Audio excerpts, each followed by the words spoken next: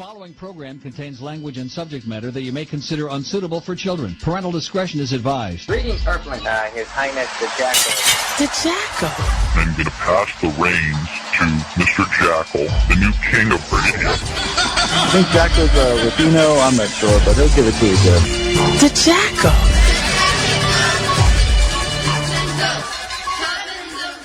All right, everybody, we're live on psn-radio.com, and it's another exciting week, COVID-free, April 26, 2020. Hopefully, everybody's staying safe and sound on this beautiful Sunday evening, indoors and locked away as usual. We're going to bring you a couple hours of hopefully entertainment, enlightenment, and some paranormal stuff. That's right, I have in the second hour a gentleman who is no stranger to this show, and of course one of the reoccurring voices inside my head, Mr. Paul Dale Roberts, is going to be joining us, and he'll be here at 10:55, and hopefully we have a good time with Paul tonight, and we get to some really spooky stuff. I love having Paul on. He's a great guest. I have recently come in contact with a few other networks and whatnot, and we're, of course, growing the brand. We actually just got admitted to iHeartMedia, or iHeartRadio, whichever it is now, and the show's going to be podcasting over there, which is very exciting. They're fixing us up as we speak. So that's exciting. I wanted to, just go over some news tonight before we get to the rest of the show with Paul in the second hour. And there's a lot to cover. Of course, we have stuff coming out of the rest of the world. Some good, some not so good. Let's go over some of the coronavirus information. Some of the numbers seem to have gone down, and there's a discussion of what are we going to do? Are we going to actually open the country? Are we not going to open the country? Are people going to get back to work? There's a lot of things that are, already running, whether, they are, places to shop for groceries, food, fast food, there's a couple of things. But they're not open to go indoors. You have to go through drive-thrus, or if you go in to places to do grocery shopping, you have to stay within a certain distance. I've talked about that here on the show before, and it's, we're living in weird times, but they're talking about opening up the entire country, which would be very interesting indeed if they do that. And, indeed, it's going to, take some time to get everything and everybody back on the same page when it comes to opening up the country. There's a lot of stuff coming out of, other parts of the world, like, this week, they've been following up on what's going on with Korea and Kim Jong-un, who's not doing well. There's a lot of reports that he might be passed, that he died. We keep hearing all kind of different stories and theories, and nothing concrete. He missed an event recently where he, was expected to attend, but the rumor is that he is in a vegetated state at the moment, which is not good at all. I mean, that's not good for Korea. It's not good for the rest of the world, and here's why. And I'm not going to get into applauding this man's actions. We all know he's not a good guy. That's no big secret. I'm not, telling something that we don't already know. He's not a good dude. But careful what you wish for, because the person coming up behind might be even worse, right? And that's something that we all have to worry about. His sister, Kim Jong-yo, would be, I guess, the person in charge if indeed the rumors turn out to be true that Kim Jong-un is no longer with us and is exploding rockets on the other side. So if that's the case, then Kim Jong-yo would be in charge. Now that's an interesting political thing in itself, because of the misogynistic way that Korea, North and South Korea, have their views towards women, especially North Korea. And she would be, I think, probably the first female leader that they have. I think Kim Jong-un had maybe one son. I'm not too sure on his lineage and his offsprings, but I think he has a son, but he might be too young to actually become the leader. And so I think they're probably going to go with the sister, which from some reports might be worse than Kim Jong-un himself. So we gotta be careful what we wish for, because I know a lot of people are, hoping that the rumors are true and that he has gone to the great beyond, but we really don't know. I mean, we don't know what's going on with him. We don't know what's happening exactly. All we do know is that there is a lot of mixed reactions. There's a lot of mixed people right now in the world talking about it. There's a lot of rumors and theories, but nothing concrete. And it's one of those things where, we gotta be careful with a lot of the different things that are happening in the world. And China is opening a lot of eyes with the way they've brutally taken advantage of their own people. And it goes beyond just the typical communist regime type of take advantage of their own people. When I say they're taking advantage of their own people, I'm talking about they've done things that are just incomprehensible. I mean, we're talking about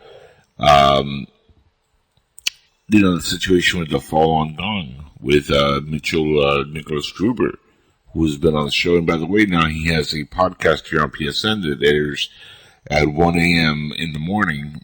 It's an hour after we wrap up our show.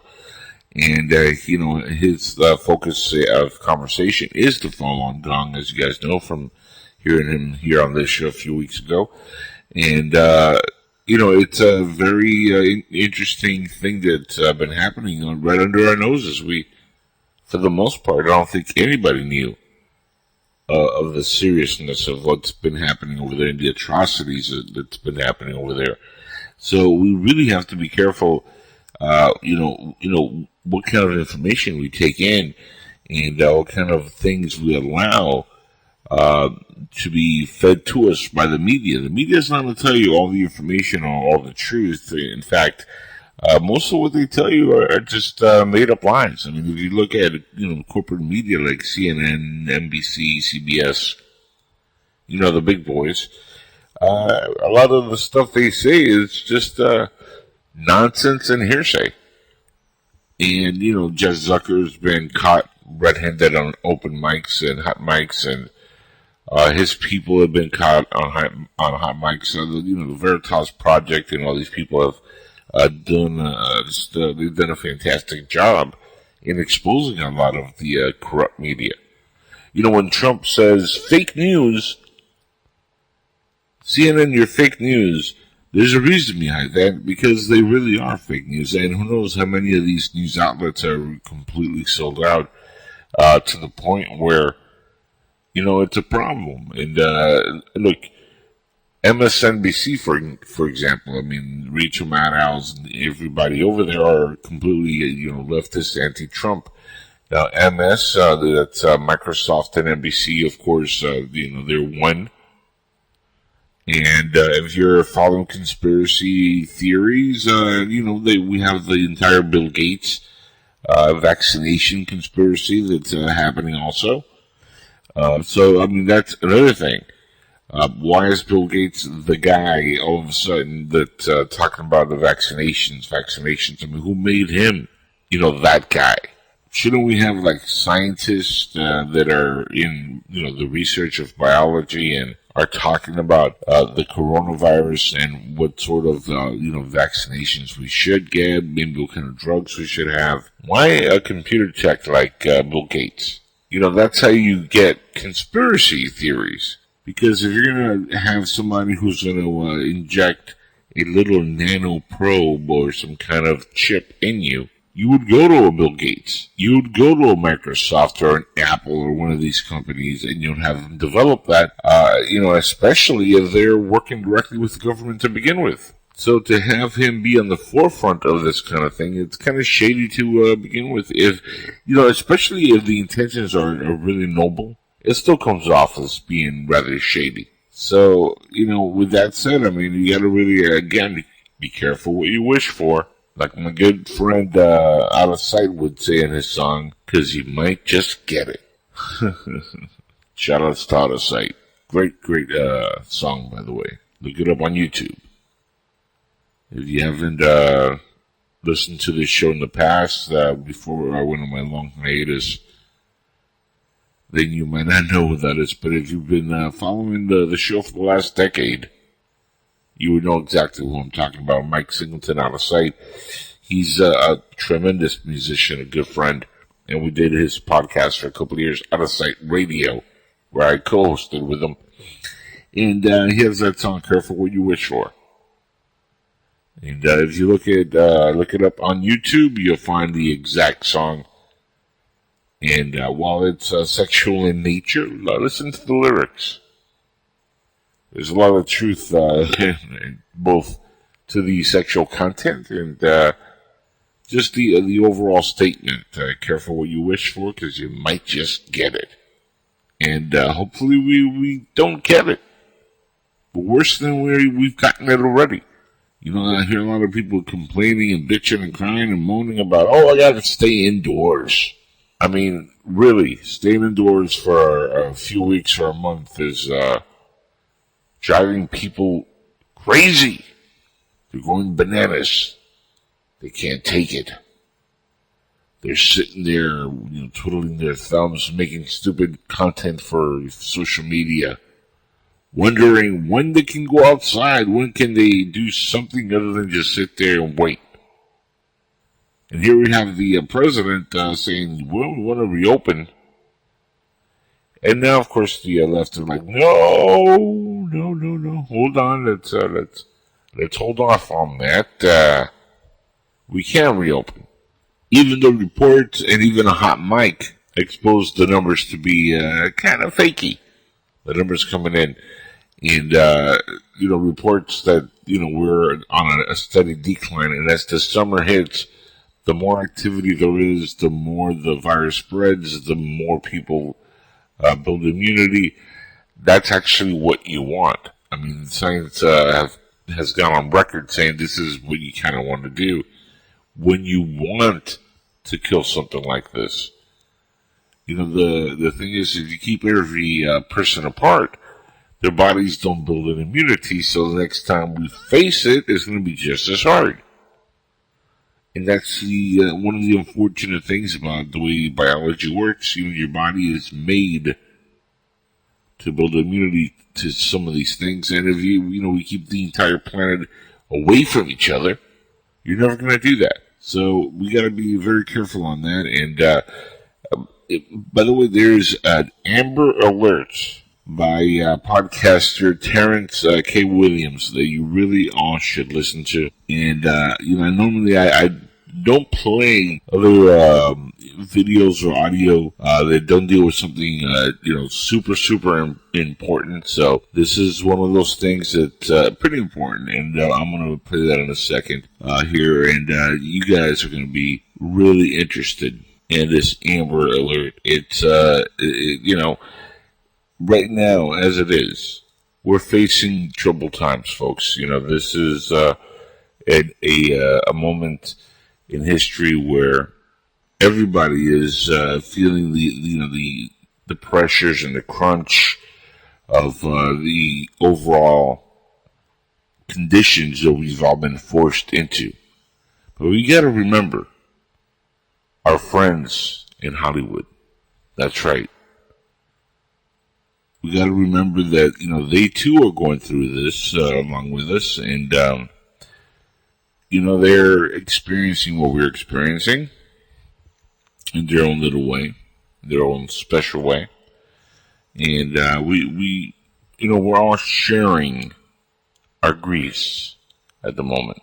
This is very, very important. Pay attention. Facebook. We got to talk today. We looking for somebody, but I'm gonna wait for some people to come on because it takes Facebook a while to send out those notifications. Everybody, get on here and please share this video so we can find Alyssa Milano, whatever her name is. Yes, she's been missing, everybody. She's been missing. I'm gonna wait for some people to come on in. Everybody come on in, everybody come on in. We gotta talk, we gotta talk. We have to talk, we have to talk. I need everybody to share this video so we can find her. Let me go ahead and put that in the comments here. Hold on, everybody. Share this so we can find her. Here we go. Now let me pin this here, then we can start talking, y'all. Okay, so is valued for her. If you don't know, I'm about to let you know, okay? I think we need to put out an Amber Alert for the D-list actress / selective Me Too activist, Alyssa Milano. You know, the D-list actress that's always crying and complaining on Twitter and Facebook, that's always screaming Me Too anytime a Republican is being accused of sexually assaulting a woman. But she said that this is why I'm worried that she may be missing. Because she said everybody must support all women who come forward. Well, she ain't came forward. She ain't stepped 1 foot forward, not even a finger forward. She not 1 toe, not 3 toes, not 2 toes. She didn't even put her big toe forward. She has not came forward about Joe Biden's accuser. She has not came out to support that lady. So I think she missing. So here is a description of Alyssa Milano, whatever her name is, Miss Milano, okay? She was last seen on a Democrat donkey. So if you see a crazy looking woman riding a Democrat donkey, that may be her. Let me know if you see her, because we want to ask her about Joe Biden's accuser. We want to ask her how she feel about it, okay? We don't know where she could be. She could be at Planned Parenthood right now because she supports, abortions, and, she supports that, late-term abortions. That's what she supports. So she could be at Planned Parenthood somewhere. I don't know where this woman is at. I don't know. She could be laying down with Joe Biden. I don't know at all. Where is this woman at? Why is she not supporting Tara Reid, Joe Biden's accuser? Why is she not supporting this woman? You know why? Because she is a selective Me Too activist. They don't care about all women. They don't care about all women who claim they were sexually assaulted. They only care about women who claim they were sexually assaulted by Republicans. Other than that, they don't care. So if you are a woman and you were sexually assaulted by a Democrat, don't expect Alyssa Milano to care. Don't expect the Me Too movement to care. They don't care. They don't give a damn about you unless you were sexually assaulted by a Republican. Because other than that, they would be if I'm lying, why is she not supporting Tara, the woman who was accusing Joe Biden? Where is this woman at? I need to find her, y'all. We need to find her. I'm starting to get worried. Where is she at? Is Hillary Clinton paying her to shut up? Is Joe Biden paying her to shut up? Because listen, that woman got the big. Oh yeah, and if y'all do see her, she may be wearing a pink pussycat hat. So if y'all see a woman with a pink pussycat hat, that's Alyssa Milano. Let us know. Dial 1-800. We looking for the Me Too activists, okay? And let us know if you see her. She could be with the old creepy guy that loves smelling hair. So if you see a man in public smelling somebody's hair, it could be Joe Biden and Miss Milano. Just let me know. But these people don't care. I'm not taking none of these Me Too movement activists serious again. Nobody from the Me Too movement has stepped up and said anything about Joe Biden. None of them have done it. None of them. None of them. So they are a joke. They are a hoax. They are not real. Alyssa Milano is a fraud. She is a fraud. Now, when Justin Kavanaugh, when Kavanaugh was being accused by what is that lady's name? Christy Ford Bailey, whatever. That woman was lying through her teeth. Okay, she was lying through her teeth. and Miss Milano was going to the courthouse. She was there at the trial. She was there.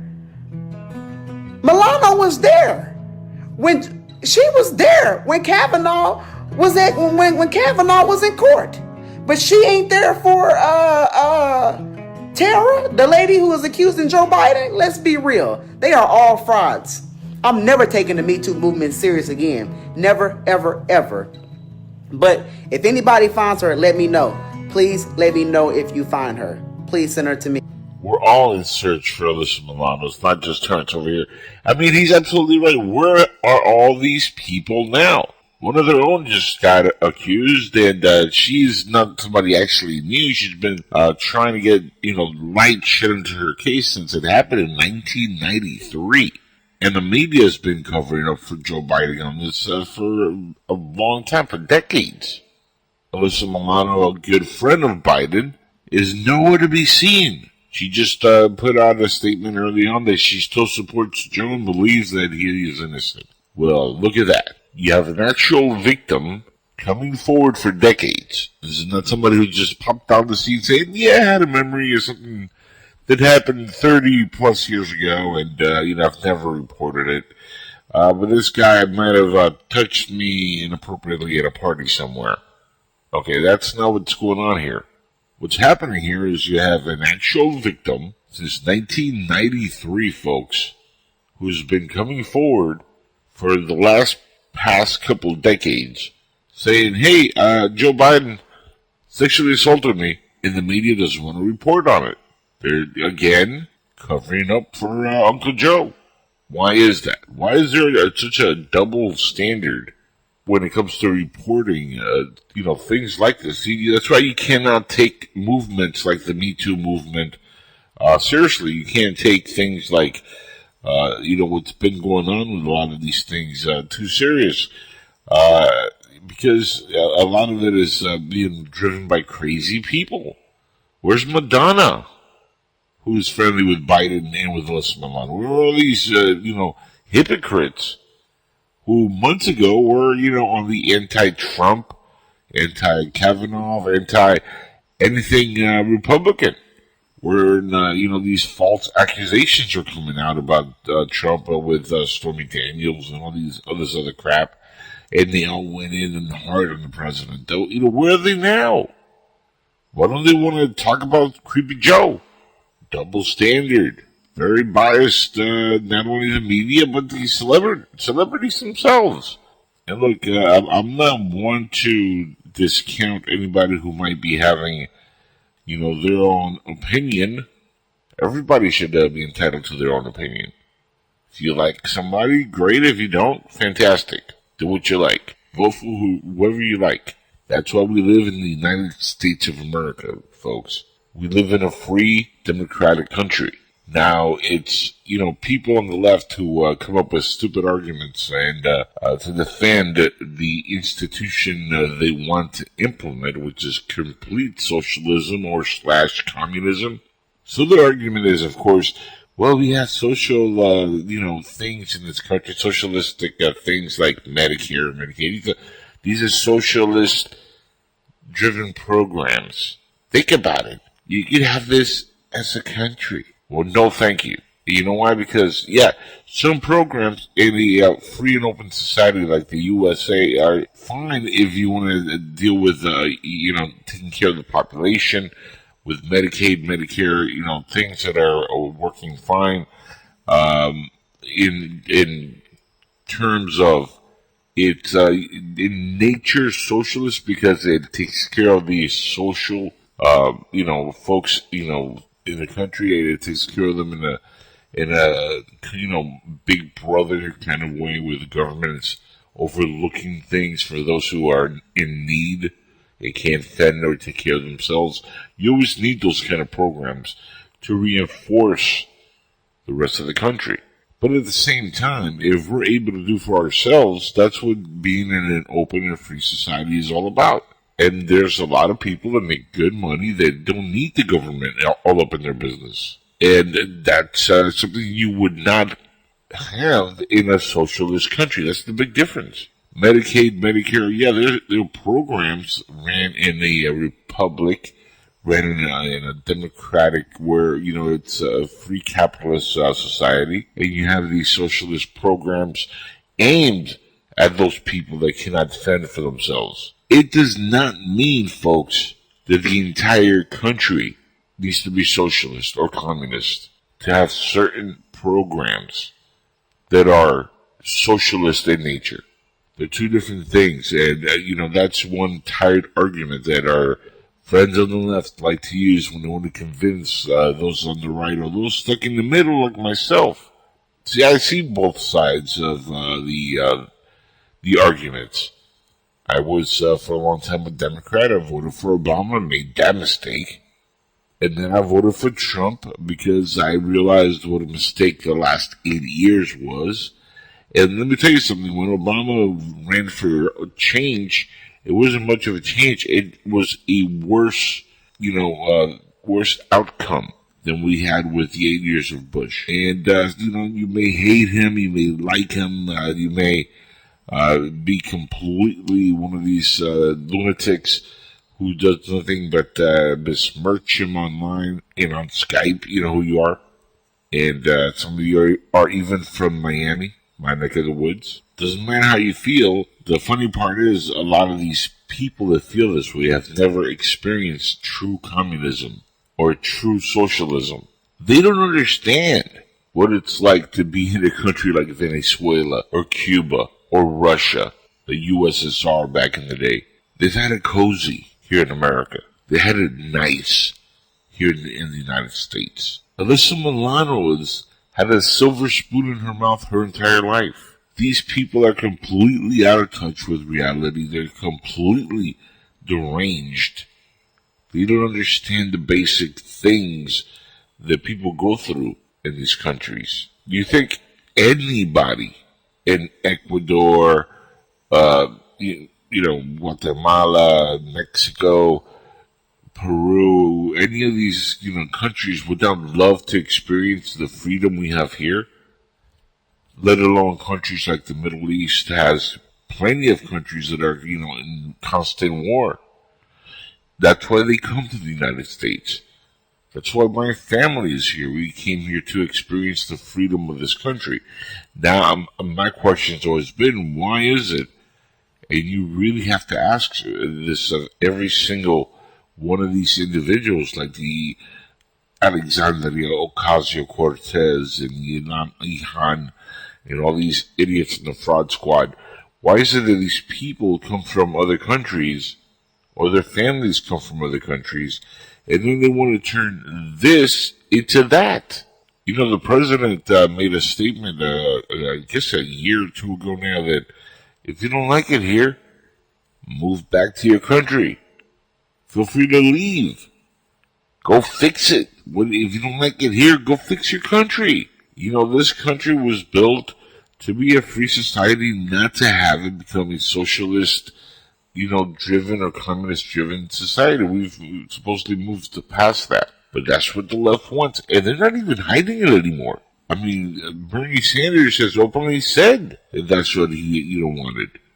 Remember, he's backing Joe Biden now. Bernie Sanders is never going to be president. It's not something that he actually really wants. But what Bernie Sanders does, it's kind of brilliant, really. He knows he has no chance of being president. He's too communist to be really elected because the majority of the country would just not vote for him. Even the crazy Democrats know better. So what he does, he runs, wastes, time, but he makes a lot of money. Tons and tons of money. And then at the very end, he does like what he always does, and he sells out to the highest, appointee in the Democratic Party, whoever's going to actually be the nominee.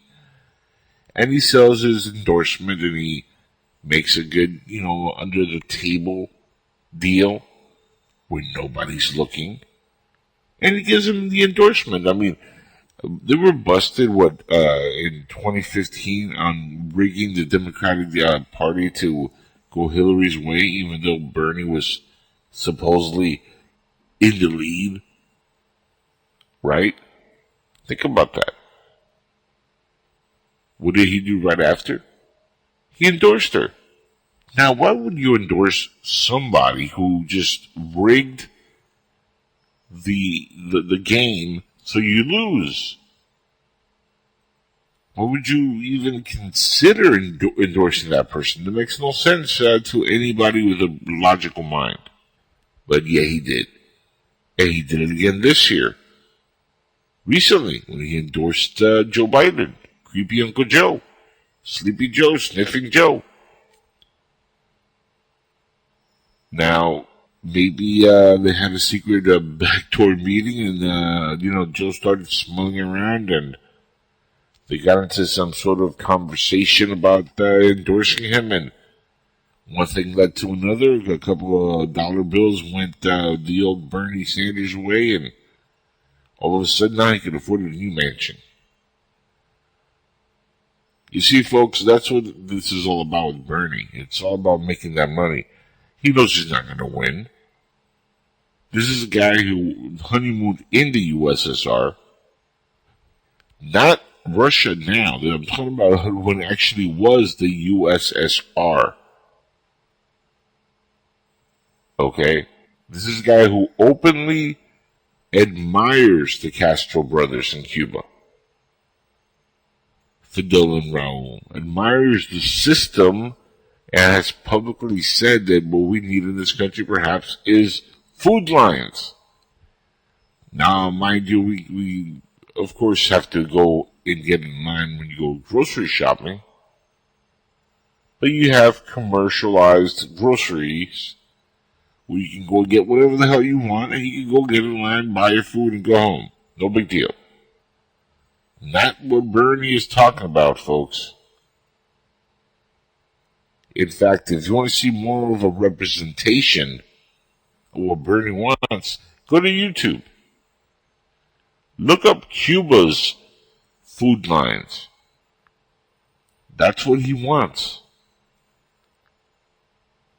And it's very unsanitized. I mean, if you're having issues with COVID-19 and staying sanitized now, wait till you see some of the videos of how the meat's handled, how filthy everything is in Cuba. I'm Cuban, but that's a shithole. I would not want to live there, and it's where I was born. I would love to be able to say that it's a great, place to live in, but it's not. And for anybody who gets offended when somebody calls a place a shithole, well, go fix it. Because the facts are the facts. Haiti's a shithole. Cuba's a shithole. Guess what? Middle East, full of shitholes. This kind of matches the internet and a lot of shitheads on the internet. But I find the biased nature of the media to be really hysterical because Trump says it, he's a racist. I'm Latin, I'm saying it. I'm Cuban, and I'm calling Cuba a shithole. Now, if you're a tourist and you go to Cuba and you have money to burn, it's a great looking island because there's a touristy area and there's the real Cuba. That's everywhere. It's not just in Cuba. It's Jamaica, Bahamas, Puerto Rico, all the islands. There's the tourist areas. And then there's the real areas down there where, the real citizens of the islands live. And it's not pretty, folks. It's not the wonderful beaches that you see in some of the promotional ads. I worked for a travel company for a couple of years here in Florida, and I did my fair share of traveling. I've been to Jamaica about 5 or 6 times, and during my travels, they always told you stay in the resort, stay in the resort. Of course, none of us did. We all went out and about and tried to see the city and see what things were about. And let me tell you, when you're at the resort, it's gorgeous. The activities, The all-inclusive nature of things is just amazing. But when you actually go outside and do a little sightseeing, you really get to see what everything's all about. And you get to see the people, and you see how, terrible things are. And you really experience the reality of what's happening in some of these places. And guess what? Their governments are mostly socialist. A lot of them are, backed by militias and by, criminals and not real stable, countries or governments. And there's not much we can do because we can't go in and tackle every single little island that is ran by socialists or communists. The people have to do that in their own countries. But if you're a person in Haiti, for example, who's had it really bad, and you come to America, and you make something out of yourself, why would you want to all of a sudden now turn this country into what your country was when it was bad? I never understood that. That's something that really has always just gotten me kind of bonkers as I try to make sense of it. When I hear Alexandria Ocasio-Cortez in her unwise mind talking about, we need to stop working. Don't go back to work and they open the economy. Are you crazy? How can you tell people not to go to work? What planet does this person live on? If nobody's working, AOC, how are you going to get things built? Roads, infrastructure. That nice little desk and lamp you put together in a video. Who's going to actually build the box to put that in if nobody's working? So, in other words, you don't want to work either. I mean, it's not like you do anyway. But now you want to get paid for what? Just sitting at home making Instagram videos? Is that what she wants? Now, as that media does get bigger and bigger, people are making money, sitting at home making videos. Some adult nature, and some just social media related, YouTube related. There's a growing economy there, which is great. But you know how many views you have to get on YouTube just to monetize and make money? It's not so great. It's not easy. I mean, we face it here with the podcast. I've been doing this for a decade, made very little money. And, we have a Patreon page with one Patreon. Now, mind you, it's only been up for a little bit, and I really hadn't played, much around with it. Just because I haven't had much time as building the network and doing the shows takes that away. But, it's one of those things where that is a growing economy. The internet is a growing global economy. Amazon proved that. Netflix has proved that. Streaming technology is proving that.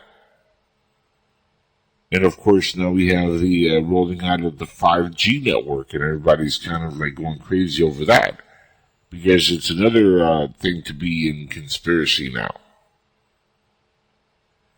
And it so happens that it's rolling out when we're going through this COVID-19 outbreak. So everybody's linking the two together, saying, oh, well, what's going on here is, they want to vaccinate and chip everybody. So the 5G, when it rolls out, they can activate more viruses, and it'll be like the coronavirus was nothing compared to what they could do to you. And then there's people saying, oh, Corona is just, kind of a smoke screen for the 5G and the vaccination. That's where the real ticket is at. See, I don't know whether the truth is behind any of these theories, or there's any. But, we're living in really crazy, yet interesting times. And if we all keep our heads together and stay alive long enough, perhaps you kind of see the outcome of some of these things. So I'm very careful. I mean, I'm kind of a germaphobe as it is. I don't like shaking hands. Whenever I do go out and have to touch a surface for, whatever reason. Normally I would have, like, Purell or some hand sanitizer with me in the car, but that's gone. Can't find that anywhere. So I do wash up as much as possible. And so far, even though I have other health conditions that I'm dealing with, I've been able to stay corona-free, and I look forward to doing that and writing this thing out, whether it's legit or not. I have a lot of friends who say, well, Jackal, you have to be careful because this is a real pandemic. I understand that. And believe me, I take my precautions very serious. But at the same time, I'm, eager to see the economy get back going. I'm eager to see the country back in gear and the rest of the world get back to normal. Because if not, maybe, perhaps, FEMA is coming. And you never know. Maybe some of the... So it's one or the other. Again, these are interesting times, folks.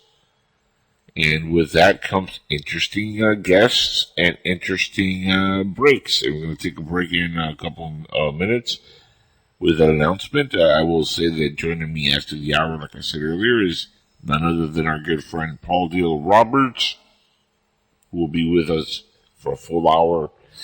And we're going to talk about something completely different. Maybe he has a couple things to say about the COVID outbreak. Or what I've been talking about. I don't know if he has been listening or not. But he's a very, good friend to the show. He's been coming on here for a long time. For over a decade now, he's been on and off as a guest. And even on Skywatchers, we had him on a bunch of times. And it's always fun to escape the political stuff and get to like more paranormal and other things that are happening in the world within the world. Now, quick shout-outs to a couple of folks before we go on break. And one of them, of course, is our good friend, Mr. Jeffrey Ryder, who always, never, I should say never, not always, but never ceases to amaze me with his dedication and work over on the Pirate Network. And shout-outs to him, and ahoy, matey. Never thought I'd say that live on air, but there it is. And good stuff. They're an interesting bunch, I will say that. Also, I got new affiliates that I want to give a shout-out to. New to PSN.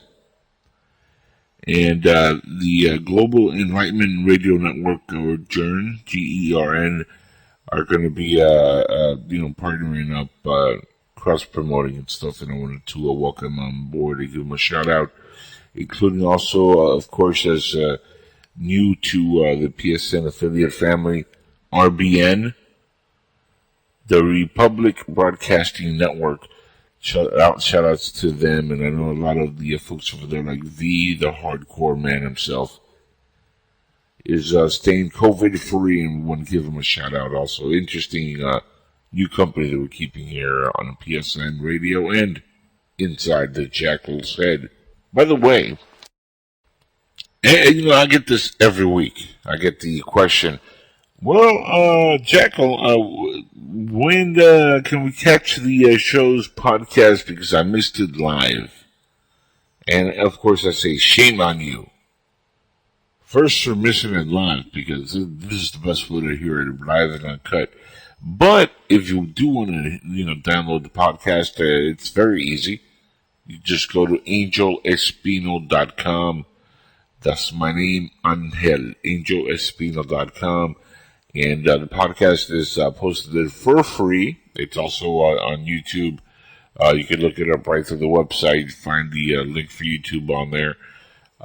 Very easy. Again, angelespino.com. New tab on the right side. Just posted it a couple of days ago, and I lifted it all the way to the top because it used to be all the way in the bottom. And they told me, yeah, put it a little bit higher so people could see it. And it's my Patreon page. Guys, please go there and support the show, support the network. Every little helps that you can do. Every little tiny helps that you send our way, and it does help. And it does, help keep the network alive through these tough times. And it's very easy to get there. You go to patreon.com/Angel Espino. Actually, /Real Angel Espino. Sorry. And there's also /PSN Radio. Look up both, and, again, every little helps. So check that out. Now is the world-renowned one and only, our good friend and long-time contributor to the show and to the network, Mr. Paul Dale Roberts. Sir, thank you for being both on audio and video for the first time ever here on the show on video, and of course, many times on audio. We love having you on the network and on the show. You're one of my favorites, and it's been a decade now since I've known you and had the pleasure of speaking to you on the show. And happy to see that you're staying COVID-free and looking healthy. Oh, thank you, Angel. You're looking healthy, too, and it's so nice seeing you. Man, like I was telling you before, I feel like I'm right in your bedroom back there. It's amazing what we can do with technology, right? Yeah. Today? Yeah. I feel like just saying, can I sit on the corner of your bed there? It's right behind me, and I got my flag right on top. You can see it, right? It's This is great. I mean, I don't have my own studio because of the fact that we're all stuck indoors at home, so we're all kind of making do with what we have, and just like yourself, I have to do the same. And I'm just kicking it in the apartment right now, away from my normal place where we do the this kind of stuff. But hey, I'm staying COVID free, and I'm glad that you're doing the same. How's everybody doing within the family? Because I know you have a large community behind you, and a lot of great folks like your wife and other folks that I hope are all doing well. We're all trying to stay safe. We're actually still doing investigations, but we're doing the social distancing and the whole works, and washing our hands, and you name it. So how does that work when you're doing an investigation? And you have to all kind of be apart from each other, but you also have to communicate, because that's part of doing the paranormal stuff is communication aspect, and to be able to get people to confirm audio, for example, that you're recording, and some of these things. What have you guys done recently that you could report on with us? Well, like when we do, and when we do our meetings, we do them outside, so we can actually communicate and still keep our distance. So we're all covering the mouths with the masks. Oh, yeah. And especially at my work, my real job, I got to wear the mask and the gloves and everything else. So yeah. It's amazing. Michael Jackson used to have that all the time, the mask. Remember back in 05, 04, it feels like ages ago. But he was always, pictured with masks. And everybody's like, what a freak. Now everybody's got him in the United States. Yeah. We've all become the freaks. Are you wearing a mask too sometimes? Oh, and I'm a germaphobe to begin with, so I always kind of found that to be like a hip thing to do. Cover your mouth and cough into the side, the elbows. I wash up, the hands. Oh, okay. And so when I go out now, it's mandatory for the most part. They're not going to arrest you if you don't have it, but most places do have signs that say, here in Miami, they say, no mask, no entrance. A few places that are open. So I've kind of, used to wearing it. So it's not a big deal for me, and I wear it, all the time when I go out. One thing I do is I have mine in my car, so it gets that heat.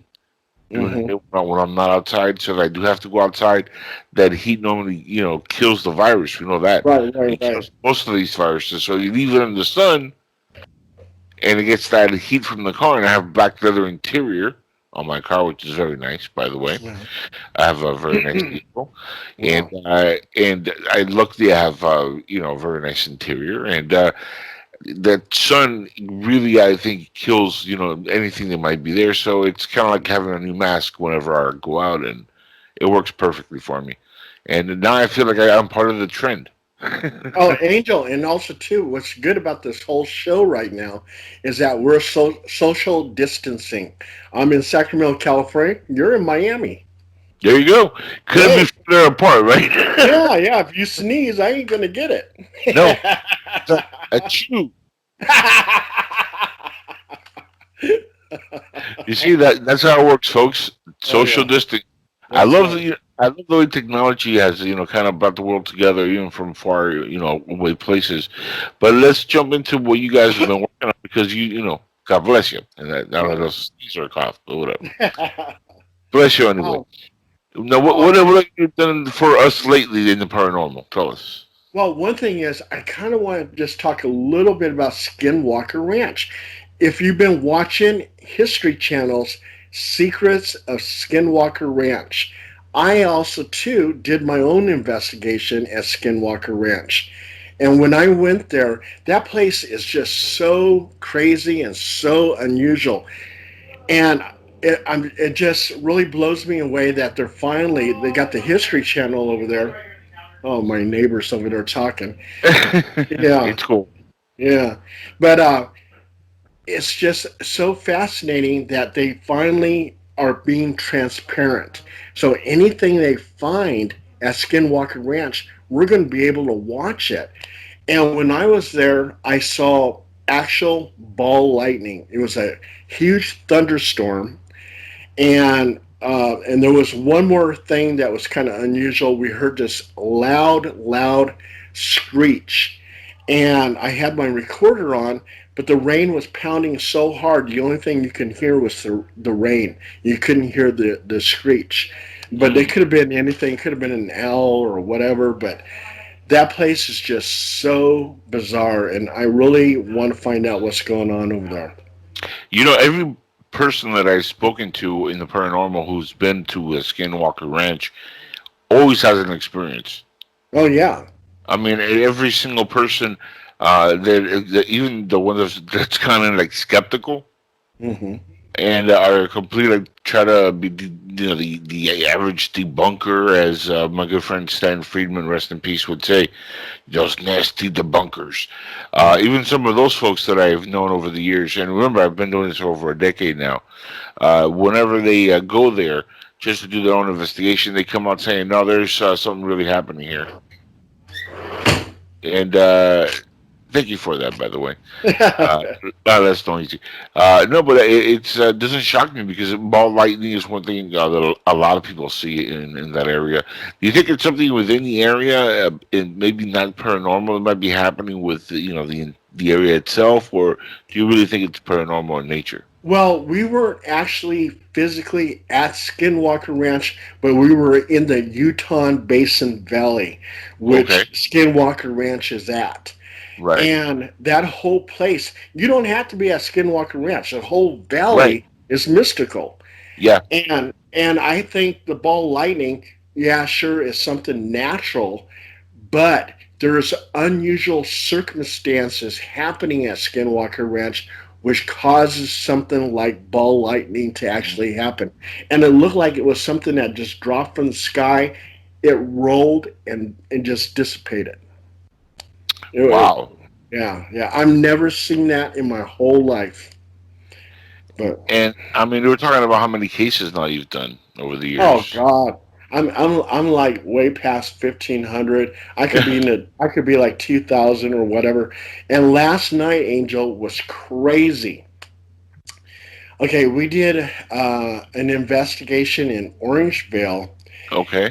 And the things that were happening at this house, and one of the reasons that happened, the mother her son killed his sister's boyfriend at the doorstep. Oh, Yeah, there was a murder at that house. And I did a little researching. I saw it on CBS News. It actually happened. The the sister, well, his sister's boyfriend was actually abusing her. They got into a heated argument at the doorstep. He pulled wow. out a shotgun and killed him. Now I got a question for you before you go on with that story. And this is a legit question. When you were walking, towards the doorstep, or when you got near it, did you feel a cold spot or anything around that area? Because that's normally something people report on when there's ghost activity, especially in something that's like a resounding haunting, and it's something that's recurring. Normally, when they get to the area where the actual, main trauma happened, there's usually that continuous cold spot. Did you feel that, or you guys feel that? Um, a lot of the investigators did. My Hmm. wife, being a psychic medium, she felt some dark energy there. And because the murder happened at that location, they've been tormented by all kinds of demonic forces and ghosts and you name it. And right at that doorstep, we got an EVP that was Class A, and it says, at the doorstep. At the doorstep. Well, I didn't even know that the murder happened at the doorstep when I got the EVP. And I was excited. I said, this is a Class A EVP. And we played it back. It says, at the doorstep. And then the mother looked at me and she goes, Paul, that's where the murder happened at. So that Wow. was, yeah. Oh, and check this out. So we're in the patio. We're all talking.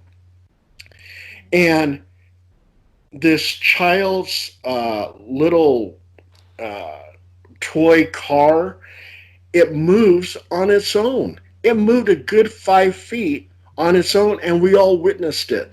We didn't get it on camera, unfortunately, but we all witnessed it, and we're going, what the heck? So, and then we also, too, did an investigation in the attic. And in the attic, we found a box that has some dirt in it, it has some rope around it, and it looked like it had bone fragments.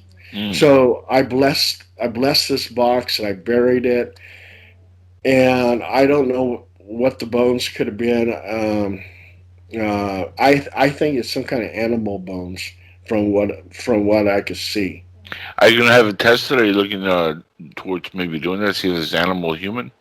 Mm. Um, she just wanted to get rid of it on the spot, Okay. so I blessed it.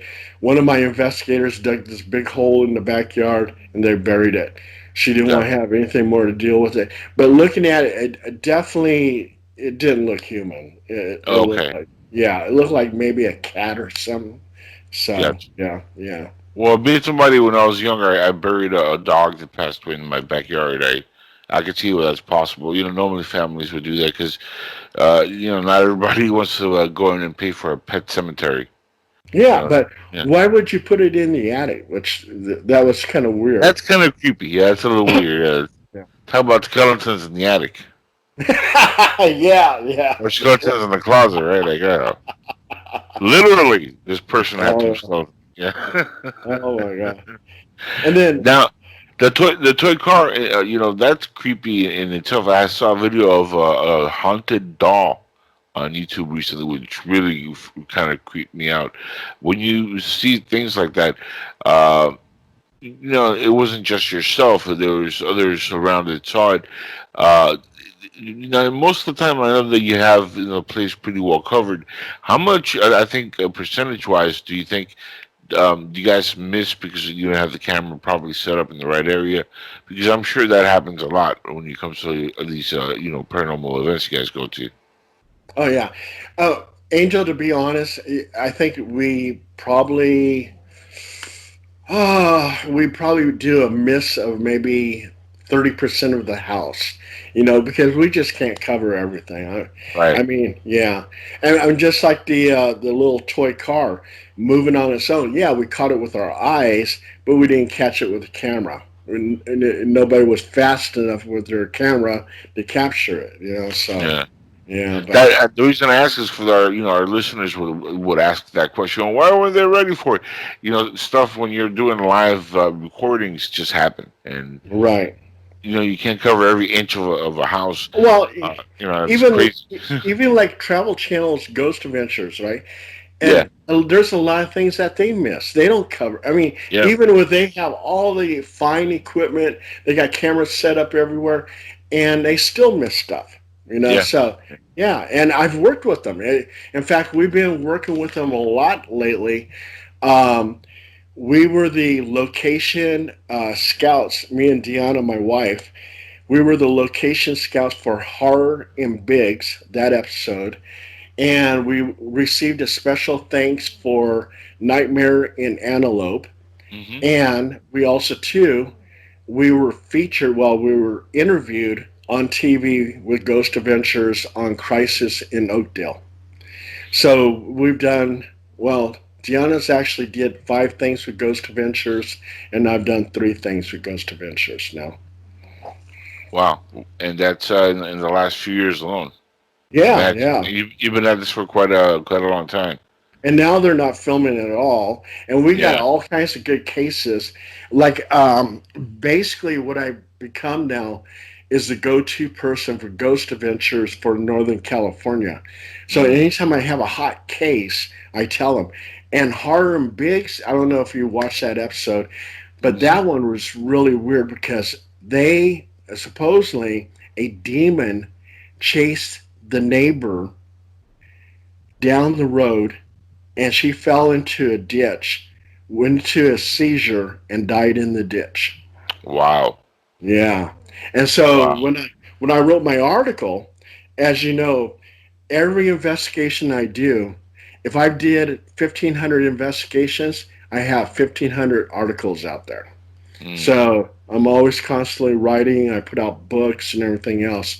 But when I wrote the article, I mentioned the demon chasing this woman, one of their neighbors down the street. And then they actually interviewed some of the people who knew the neighbor, and they said they saw some kind of shadowy type being chasing her, and she fell in a ditch and died. Wow. Yeah. Do you think a lot of reports of for example, orbs are ghostly activity, or do you think that's UFO alien related? Because I think there might be more ghostly activity, and that's why some of these areas are so impacted with orbs and lights. What do you think?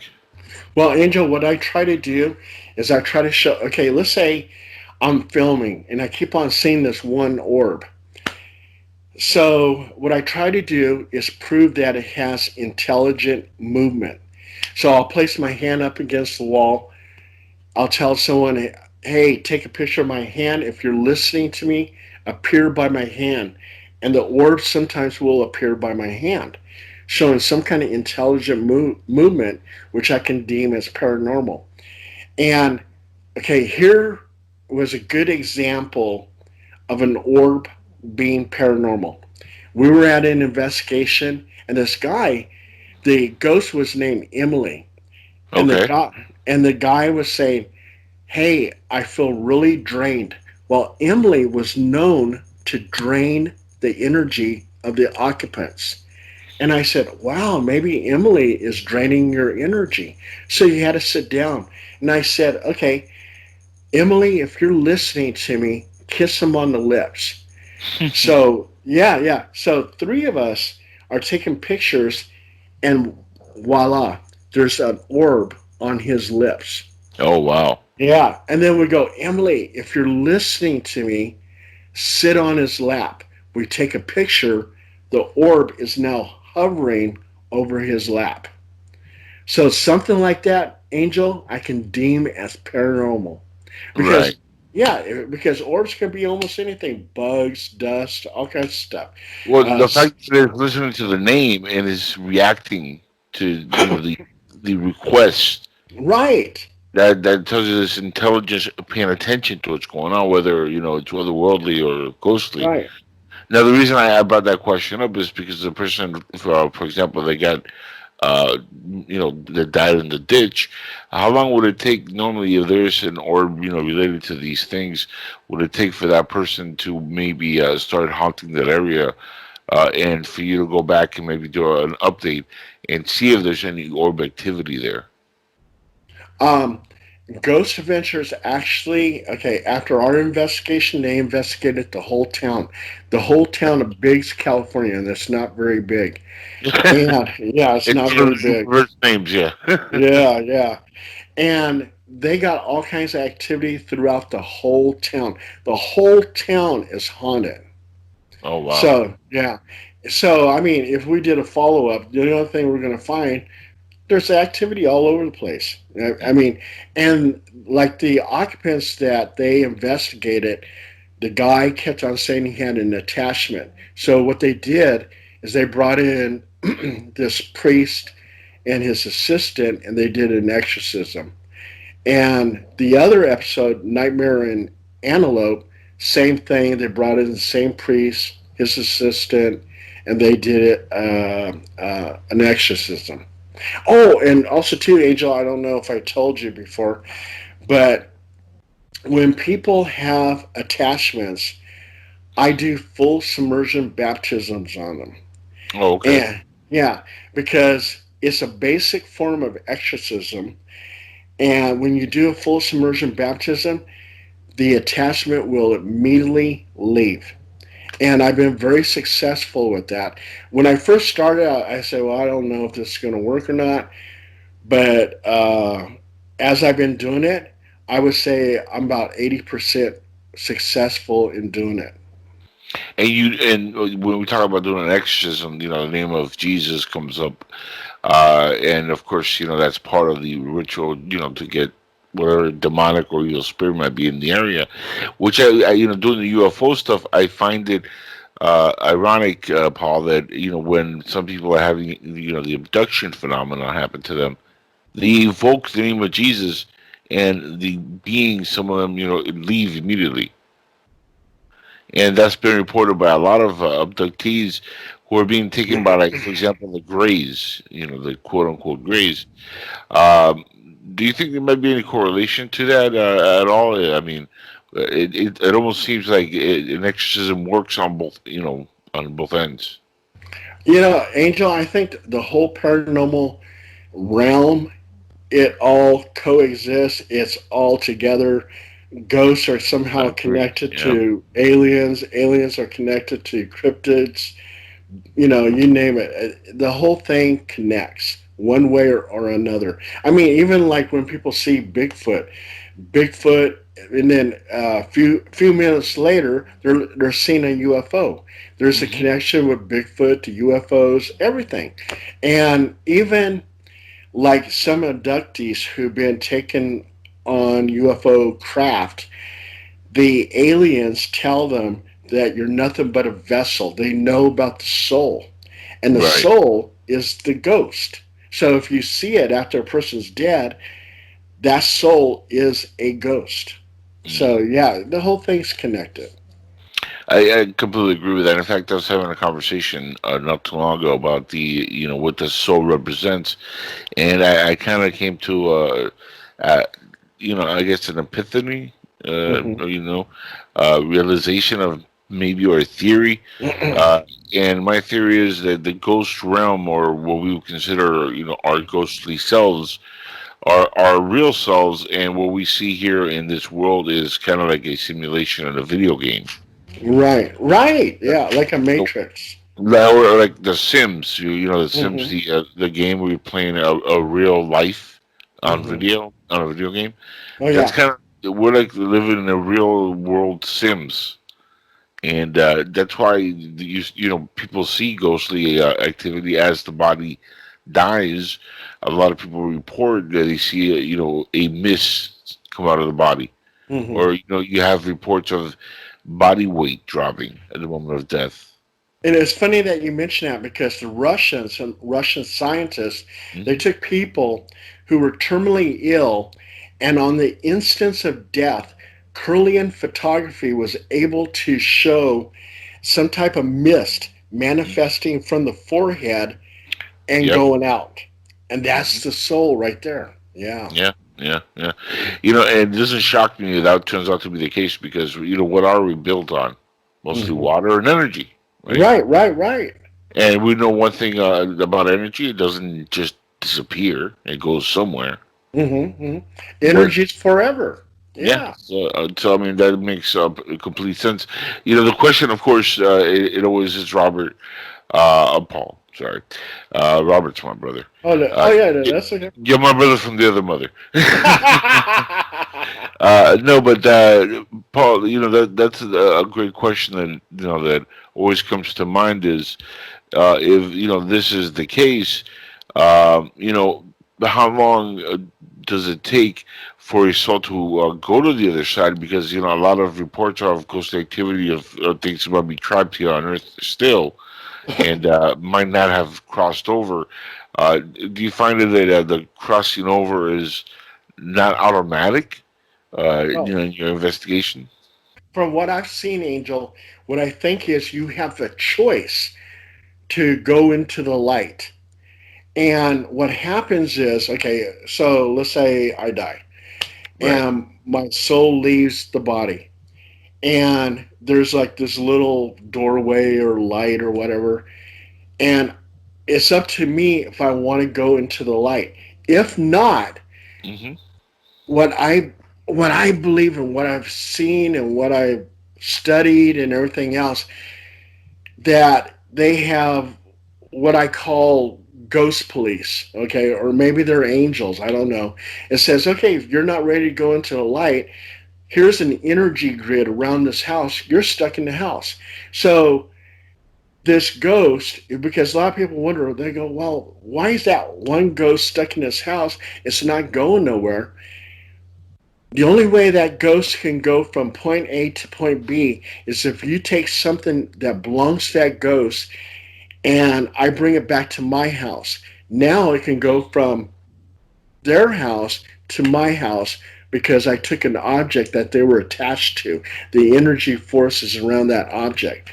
So I think from what I gather and some of the EVPs that I've captured, it seems like they're stuck in the energy grid and they can't leave unless you take something that belongs to them and take it back to your house or whatever.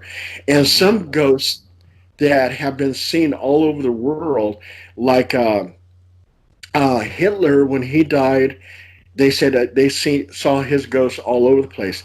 Well, it's because things that belonged to him were scattered throughout the world. So Hitler could travel as a ghost to different places because those objects are all over the place. So his attachment was to the Right. objects. In other words. Exactly. Yeah. And there's some um, Well, uh, there's also reports. Remember that he didn't really die, and he moved to oh South right, America, yeah, and there were, of course, a lot of people that were stand-ins for Hitler, and that were complete lookalikes during the Nazi war that escaped uh, and moved really far away, but looked just like him. Just like every leader has stand-ins for certain things where they don't want to be present. Alec Baldwin could be a great stand-in for President Trump. You can never tell them apart these days, right? right. Especially on Saturday Night Live.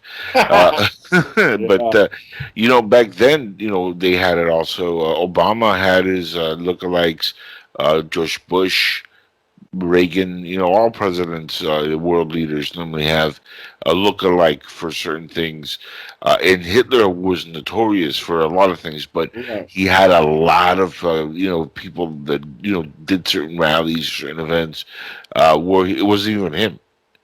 So there's that to keep in mind also. I do think that we killed the bastard, and, that whole thing went, as legit as possible because he was just too evil to be kept alive. So the fact that there may be ghostly activity surrounding his objects is very, very plausible and possible. And I do think that there's definitely an attachment to it. I've seen that happen for myself, where there's attachments to certain objects. So I do believe that. Right, right, there was this one case where this lady, she went and bought a grandfather's clock from an antique store. Her house was never haunted. She brings the grandfather clock into her home, and all of a sudden, all kinds of chaos starts happening. Cabinets start opening. She hears footsteps. She's being touched. She's having all kinds of paranormal activity because of that grandfather's clock has that energy. So as soon as she got rid of the grandfather's clock, brought it back to the antique shop, got her money back, the paranormal activity stopped. So that's where I'm saying, if you take something that belongs to the ghost, something that has their energy on it, that ghost can now follow you back home. Yeah, So, yeah. yeah. It's crazy. It's crazy how that works. It's crazy how reality works, isn't it? How the Right, world right, works. right. Yeah. Yeah, Yeah. it's funny because when you think about it, you ask, well, why is that? Well, I mean, we know very little about the spectrum of reality and what is behind the veil of what makes everything work.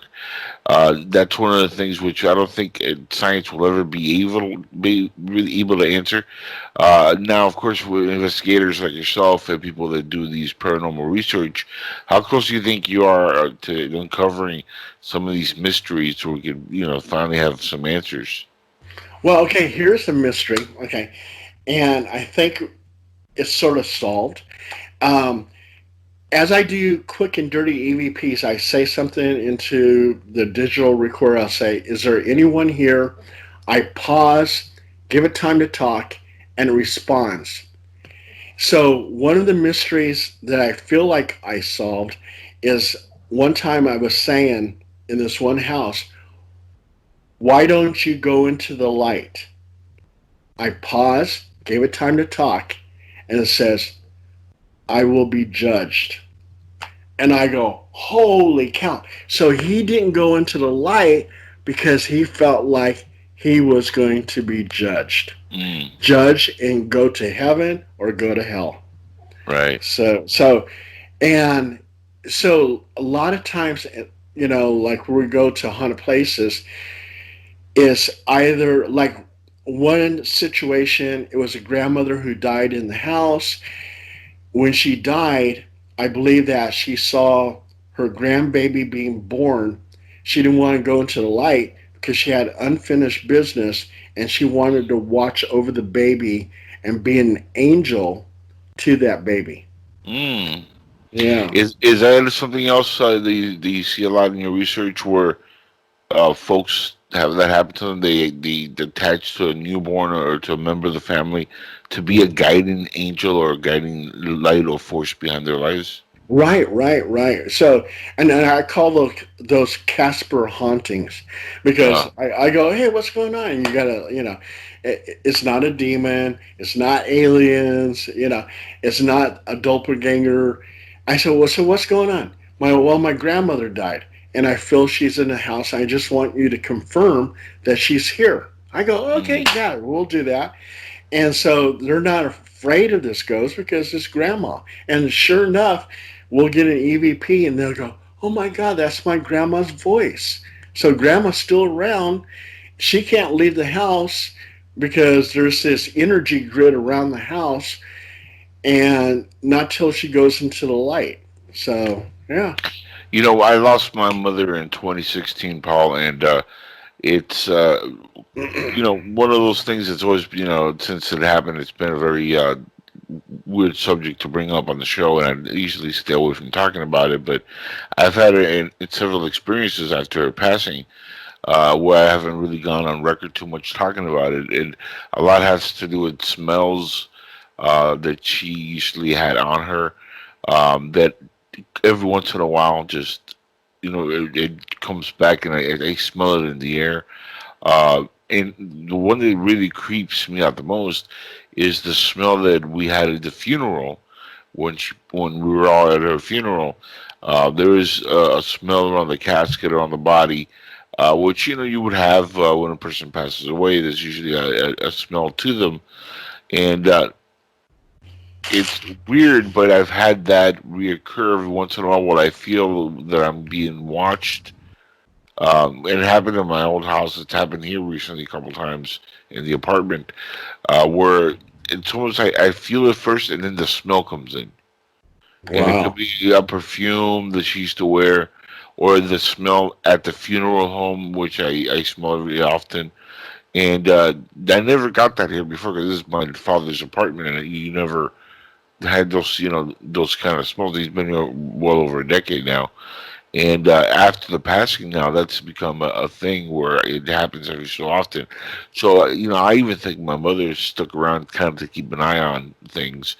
And the reason I also say that is because right after her passing, we had a hurricane named after her, ironically enough, Irma.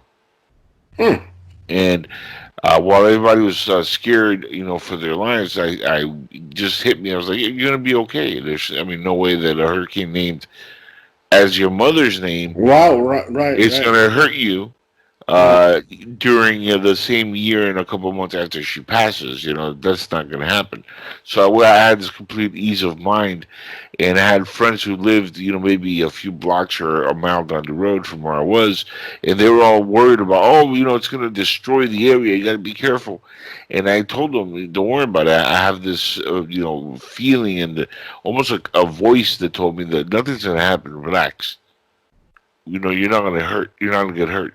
And in fact, I had friends, Paul, which went out of their way to leave the area, and later called me saying, "Bro, we were stuck in our roof for hours before we can get down because the water level and the storm just completely shut down, and we couldn't even get out of the apartment. And they were stuck, and I was at home like nothing happened. I'd lost power for about a couple hours, and that's it." Nothing major happened. It was like my area was completely taken care of, and outside like a certain, grid of the area, they were having issues. But my house, my neighborhood, nothing. It was like, wow, yeah, that's an amazing story. yeah. There's been a couple of things like that. 2 weeks after she passed, there was an electrical fire in my old studio room in the house. And I don't think I shared this with you before. No. I had left for work that morning. When I got back, I opened the door and I immediately smelled smoke in the house. And I'm thinking, oh, we have a fire. And it was misty in the house. It was very cloudy. I ran towards where the source of the smoke was coming out of. It was my computer room where it was my studio. And I'm looking around thinking, oh my God, the place is going to be on fire. What am I going to do? I don't have anything to come back to fire with. I don't have an extinguisher or anything in the house. Not very smart. Should have one. But I went in totally blind and opened the door, expecting the worst because when you smell that kind of heavy smoke, you always expect the worst. And I'll show you photos later on, and you'll freak out about this. One of the power outlets completely blew up. Melted. There's an area around the outlet where it's completely darkened by the actual shard of the melted, plastic and metal and all that, everything that exploded. The actual TV, which is plugged in, and a couple of other things were plugged into the outlet, were not melted. Amazingly enough, it's like it popped and like did nothing happen to them, but the initial outlet melted. And there's ashes all over it. So there was a fire that caught, okay? And where it happened, there was a big screen TV, all kinds of wires. It was right next to my main computer desk. So if it would have caught fire, it would have got my computer, my TVs. Not only that, Paul, there's posters on the wall. There's a whole section right behind the where this exploded, where I had a line of action figures and posters. Oh, wow! Literally 5 inches away from the fire exploded. And now you're going to tell me that is not a crazy coincidence that the entire house didn't burn down? Exactly. That's weird. I mean, that's just like a tornado sweeping the place, and it leaves the church alone.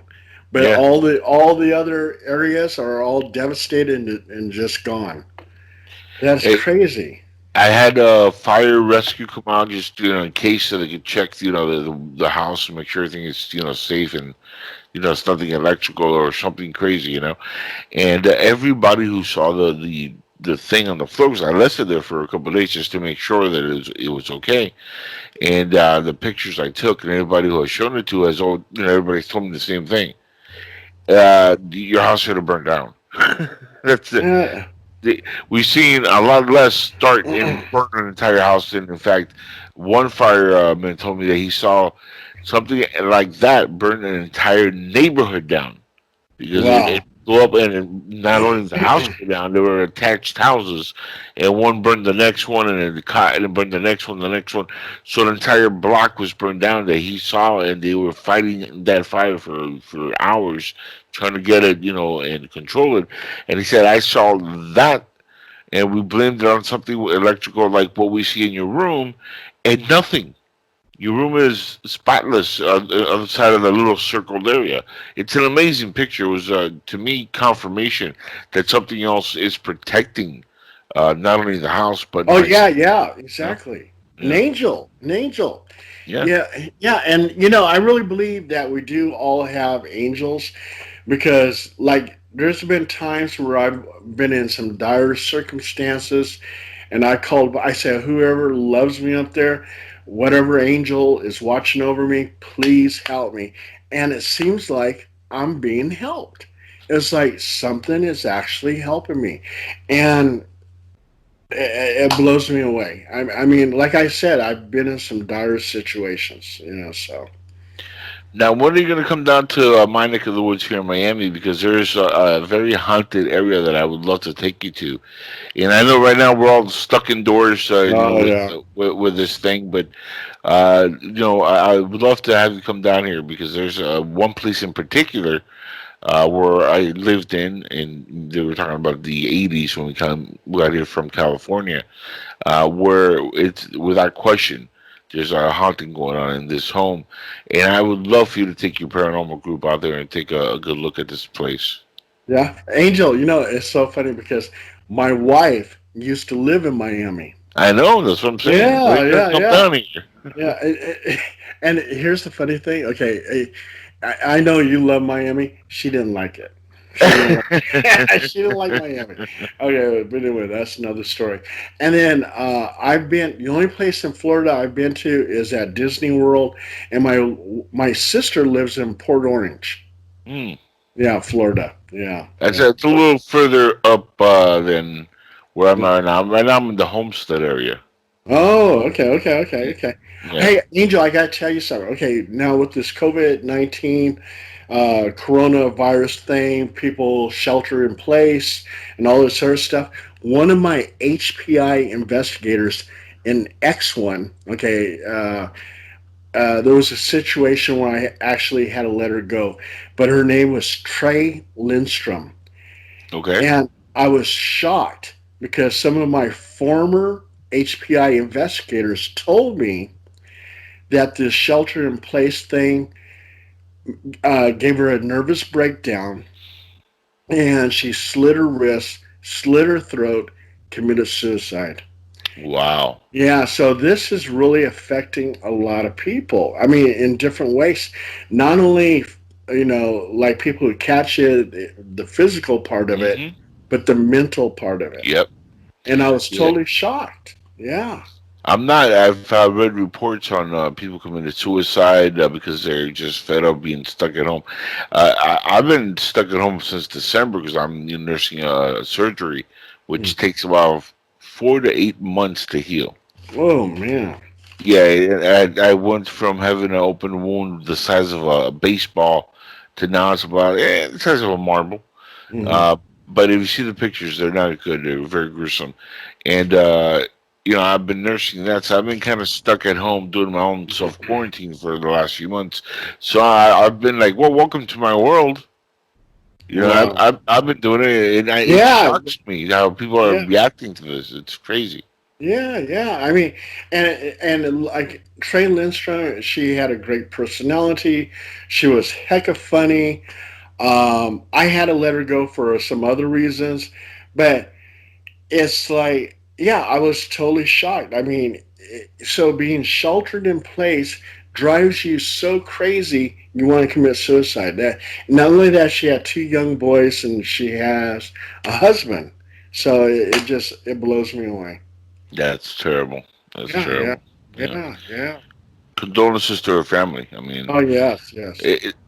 suicide is never a way out. And you're Yeah. speaking to somebody who, at one point, was suicidal, and it's not easy to get that out of your mind. And I've went through that trauma a few years ago when I lost my mother. And what kept me going is my family, my father, my close family. The thought that if I did something to myself, they're there, and now they have to suffer with their trauma, and I'm just putting a burden on them, and that kind of kept me going. And it's funny because when I think about it now, I'm like, but suicide is not the way to go. Period. No matter what, No, no, it's never the way to go. And no. even I feel like I'm one of the lucky ones because I was able to overcome that mentally. But there's so many people that really just can't make that next, hurdle and not put the gun to their head, not blow their own brains out, and over something that, if you do the right things, like, for example, what we're going through now with this virus outbreak, if you just, take the time and find other things to keep you entertained, time flies. Hmm. Whether it's doing a podcast online, doing videos for social media, keep yourself entertained. Watch the news. I know that it's economically it's not easy to face something like this when you're losing your job. You don't know where your next meal's going to come from. So it's not easy, but that's why we have the government trying to do these stimulus packages and do a lot of these things. Which, by the way, I haven't got my check yet. I'm Oh very yeah. angry about that. No check, no direct deposit yet. I don't know what's going on with that. Yeah. But at the end of the day, even if they don't give me any handout, I'm not going to commit suicide over it. And No, no. that's never the answer. But again, my condolences to the family. They're the ones that suffer Right, the most doing right. things like that. We only have a couple more minutes to go on the show here. As always, you're fantastic to have on the air. And I Oh, would thank love you, to have Angel. you. I'd love to have you come down to Miami so we can do something remotely here on the house. There's a lot of stuff down here. I know the wife doesn't like the area, but I'm telling you, Yeah. when it comes to the paranormal stuff, there's some stuff I can show her that'll make her love at least investigating and researching, this one location. Because for a fact, I mean, I live there. You know me, I'm skeptical to a lot of things, but when I see things for myself happen, I mean, that is a dead thing as far as the question if it's real or not. I know for a fact there's something going on spooky there, and you're one of the few guys in the field that I trust will honestly report what he sees just from Right. knowing you for as long as I've known you.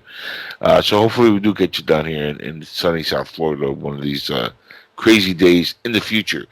Hey, Uh, every time I think about Miami, I think of Miami Vice. yes, Yeah, that music. that's what we're known for. That and a lot of hookers and blow from the 80s. And check this out. Remember Tubbs? Remember Tubbs? Yes, Okay, yeah.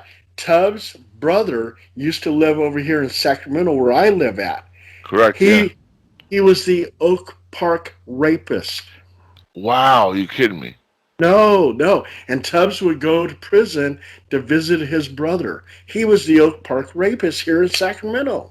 No kidding. Yeah, while Tubbs over there doing his Miami thing, Miami Vice, I got his brother over here doing what he was doing. Wow, and was that ever reported? Because I don't remember. I mean, Yeah. they didn't catch on into the mainstream media. I don't think. It's well, you can like Google it. It's there. Yeah. Wow, I did not know that. Well, it doesn't shock me that it's connected to Miami somehow, because that's how we do down here. Which, by the way, it's shocking. We haven't had a murder committed in the last what was it, 7 weeks, I think, in Miami. Yeah, Wow. which is the first time in, like, I don't know, like how many decades, like 50 years, something like that. We haven't had a murder in weeks. Oh. Yeah, and it's a record. That tells you when that's a record. That's scary to live in And this city like this. with this shelter in place, you don't hear about active shooters. I mean, you Correct. had the one over in Canada, but Well, you that's just Canada. Yeah, yeah, that's Canada. Yeah, yeah, But, yeah. they got. Remember, they got gun control. Yeah, That exactly. Yeah, that, right. that works Yeah, beautifully for yeah, criminals. yeah. Which that's another thing. I love when people are like, "Oh, we need more gun control. Guns are killing people." Yeah. Right, because criminals obey the law. hmm Exactly. That's how that works. Well, if you're a criminal, you're saying, "Oh, well, man, they just passed another bill. How am I going to rob the liquor store if I can't buy a gun legally?" Absolutely. Huh? Oh, that's so funny. That's what keeps criminals up at night, I guess. That kind of gun control lunacy. Oh, Paul, it's always a pleasure to have you on the show, my friend. And thank stay you. safe. You're Yeah, looking you good. too. Stay safe, stay healthy, and say hi to the missus and say hi to the family. I send a lot of love to all of them, and Yeah, it's always thank good to you. hear your voice and hear everybody's doing good. Yeah, sending love to you, Angel, and to your family. Stay safe, stay healthy. You look great. So, Thank yeah, you. yes. Well, I've slimmed down a lot since we first met. Believe it, Yeah, uh, yeah. 100 pounds lighter than I used to be right now. So. Oh, that's good, Angel. It's Dang. not it's not Corona related. It's Oh, a broke dude related for a little bit there, and that started off a good diet that's been working ever since. So fantastic. Yeah. hopefully it keeps going down like the Titanic. My friend, till next time. Again, Okay. you're a great guy. Thank Take you care. very much, Angel. You too. All right.